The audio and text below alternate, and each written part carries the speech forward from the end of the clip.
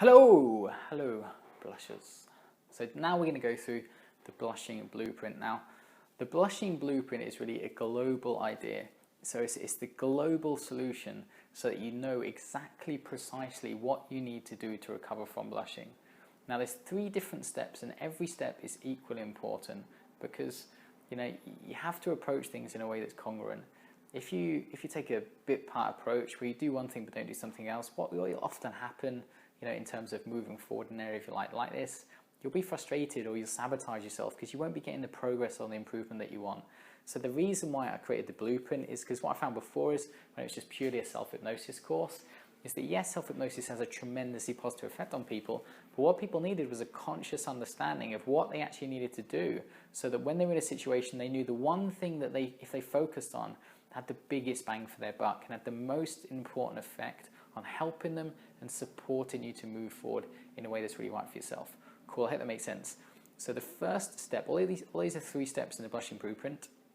They're not step 1, step 2, steps 3. They're 3 pillars, 3 principles that you need to be aware of to help you move forward in this area of your life. So the first step is choosing to engage in situations where you normally blush. Now I know you're looking at me like, Paul, you having a laugh? It's an awful feeling. I'm not going to engage in those situations. I'm going to avoid them as much as I can. Now, this is incredibly important because if you avoid situations, now you don't have to be perfect. So to keep that in mind, you don't have to go from avoiding every situation to engaging in every situation. But what you have to do is admit that you have to progress. You have to day by day, engage in more situations. Choose to engage in situations that may make you feel embarrassed or may make you blush, but choose to engage in them anyway.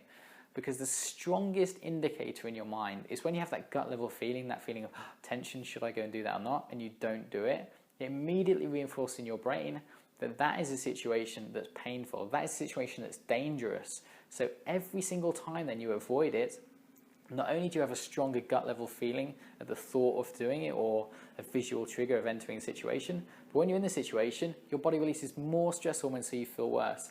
So whatever phobia, fear, insecurity, physiological response to stress hormones someone doesn't like, you have to, without any, obviously intelligently, you don't go from feeling afraid of heights then suddenly jump out of a plane the next day. But what you have to do is improve and desensitize your nervous system. And it's been shown 100% that any person that takes steps to desensitize their nervous system, all that means is engage in a situation that you feel a little bit tense or a bit nervous or have some kind of reaction within your body about. As you do that, you feel more comfortable each time you do it. And the same in the opposite direction.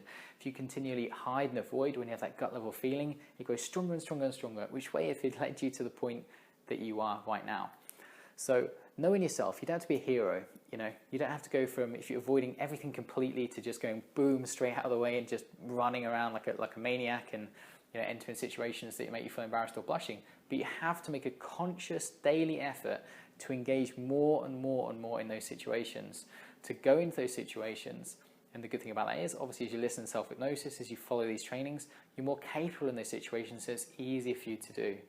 So just keep that in mind. Over the course of the 28 days, you want to engage more and more, enter more situations that may make you feel embarrassed, may make you feel blush, or you may be slightly out of control, or you may feel that gut level feeling of tension as you enter. But you have to engage in those situations. Otherwise, if you continue to avoid them, you're sending your brain massively mixed messages, aren't you? You can listen to self-hypnosis every day, but if you continually run away and avoid any situation that could possibly make you blush, what's your brain supposed to think? It's much more likely that what you physically do with your body is going to be a stronger principle, in terms of your brain.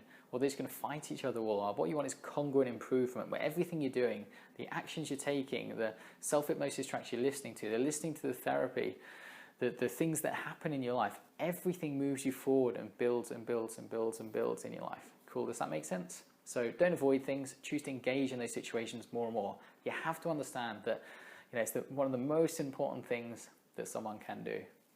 Cool, awesome. The next step to the blushing blueprint is to know in yourself that it's incredibly important. It's incredibly important to understand that the main reason why people hate blushing is purely because of the stress response.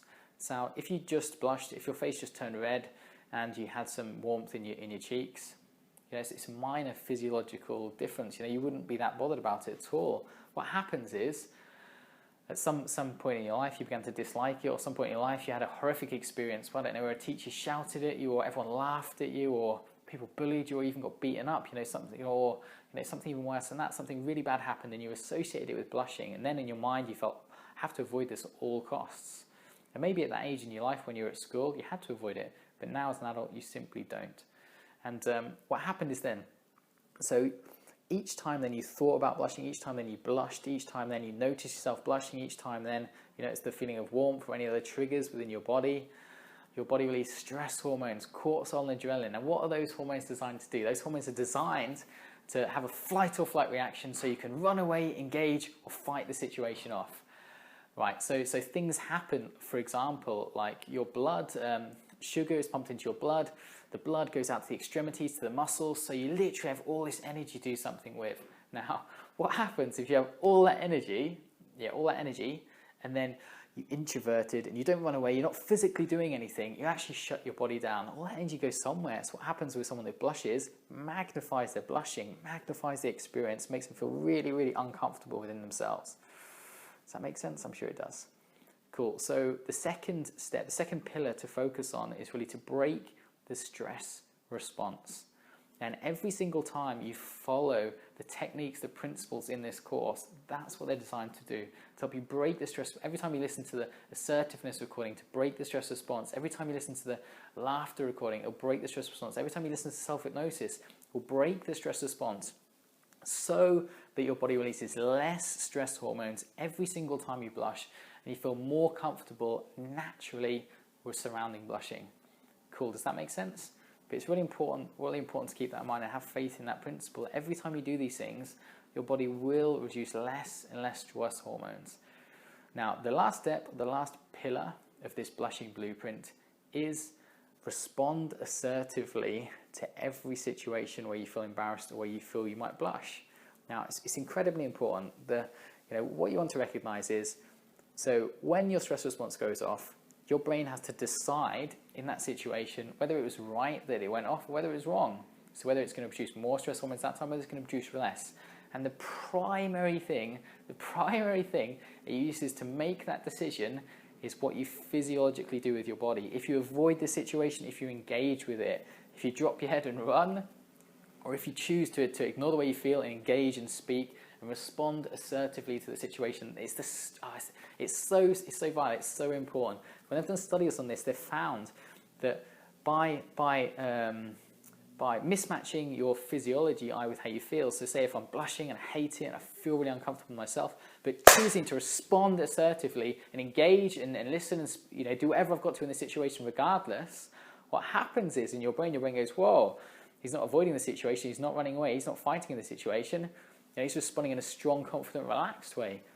What's going on there? And it's been proven, they've done studies, they put sensors that can tell the amount of stress hormones released, in terms of going into someone's body, and you can release up to 80% less stress hormones just by training yourself to respond assertively to any situation at all.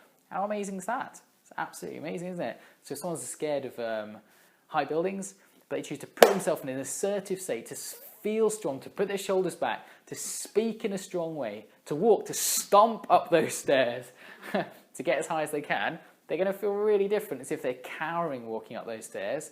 Now, I know it's difficult to jump from one to the other, but you want to keep in mind, that's the principle. Anyone can train themselves to do that. Anyone can train themselves, so bit by bit, more and more, you respond assertively to blushing. For example, so if there's 3 people around you, you notice yourself starting to feel embarrassed as they look at you, respond assertively, engage with them, speak to them, laugh about it, joke about it, or respond in a strong way. Express your personality in a way that resonates with you, that makes you feel good in yourself. It's the same as if you're doing public speaking in terms of to a group of people, speak louder than you normally would, really engage, really allow your voice to expand in the room and you feel more comfortable. So if you want, you can go over the top. So if you've got normally feeling introverted or timid or shying away or withdrawing from the situation, or immediately think, oh my God, it's terrible, what's wrong with me? Go complete in the opposite end of the scale. Be assertive, laugh about it, joke about it. Be strong, express yourself.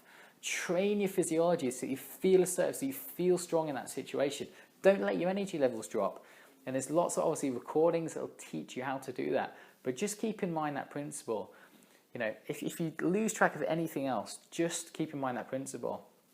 Respond assertively. Choose to respond differently. Notice that there's many different ways you can respond that you've never even focused or tried on before. Knowing that it'll be against how you want. The tendency that you'll have will be to do what you've always done, which is the same for anyone. But understand that as that tendency comes up, and choose to express yourself. You know, even just once, it builds and builds and builds and builds. It's so important. I've spoken to hundreds of people that have stopped blushing, and nearly all of them, that's the main thing they did.